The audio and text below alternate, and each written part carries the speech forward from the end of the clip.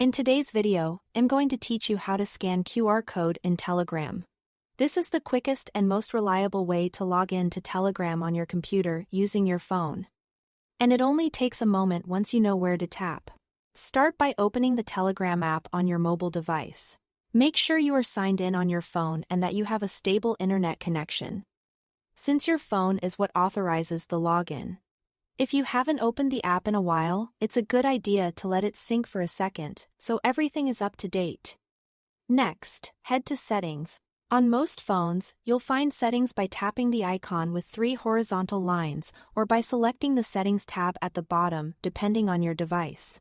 Inside Settings, look for the section labeled Devices.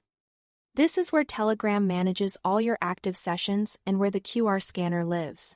Tap Devices to open it. In the Devices screen, select Link Desktop Device. The moment you tap that, Telegram will open its built-in QR code scanner using your phone's camera. If your device asks for camera access, grant permission so the scanner can work. You don't need to install anything extra.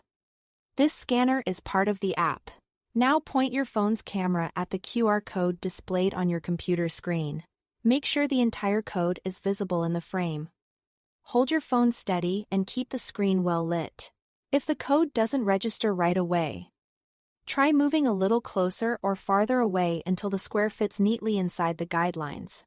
Increasing your computer screen's brightness and wiping any smudges off your phone's camera can also help the scanner lock on quickly.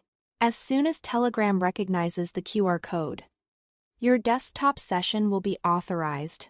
In most cases, you'll be signed in immediately on your computer, and you may see a brief confirmation on your phone. That's it, no typing, no passwords, and no extra steps. From here, you can continue chatting on your computer while staying securely linked to your phone.